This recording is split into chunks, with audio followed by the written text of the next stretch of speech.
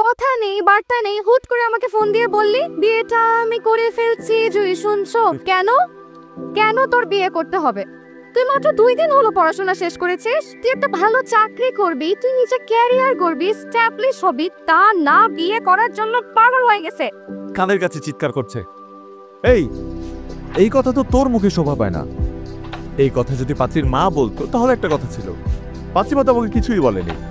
সে আমাকে বলতে পারতো যে তুমি যে আমার মেয়েকে বিয়ে করতে চাও, কি করো তুমি? তখন আমি বলবো আমি বেকার, আমি কিছুই করি না। তারপর সে আবার আমাকে জিজ্ঞেস করতো যে তুমি আমার মেয়েকে খাওয়াবে কি? আমি বলতাম আমি যা খাই তাই খাবে।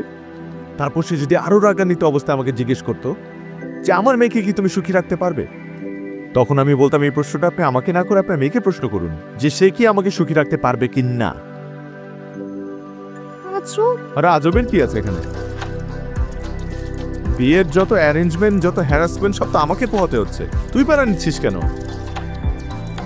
Your a guest, you're a very special guest, no offence. তুই ঢাকা থেকে সুনামগঞ্জ পর্যন্ত আসছিস আমার বিয়ে খাওয়ার জন্য। বিয়ে খাবি, খেয়ে চলে যাবি, ব্যাস। না মানে খাওয়ার সাথে সাথে যেতে হবে না, মানে একদিন পর গেলে হবে। একদিন পরে চলে যাব? একদিন পর তো আমিই চলে যাবো বোকা। হানিমুনে যাবো না? হানিমুন? হ্যাঁ। হানিমুনের ডেটও ফিক্স করে ফেলছিস? শুধু ডেট কেন, প্লেসও তো ফিক্স করে ফেলেছি। মলদ্বীপ যাচ্ছি আমরা। এত তাড়া না, আর তোর সয় না, তাই না? তুই মন খারাপ করছিস কেন? এই তুই তো আবার আসবি, মন খারাপ করার কি আছে? হানিমুনের পর? হানিমুনের পর না, 2 বছর পর আমাদের বাচ্চা হবে না? বাচ্চারা কি গান অনুষ্ঠান করবো, তখন তোকে দাওয়াত দিব।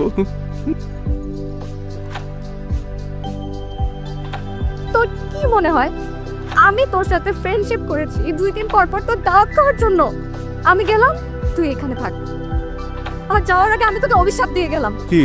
তোর তোর আমার তোর বিয়ের মধ্যে কিছু? তোর বিয়েতে যেন খাবারের শর্টেজ পড়ে। আচ্ছা।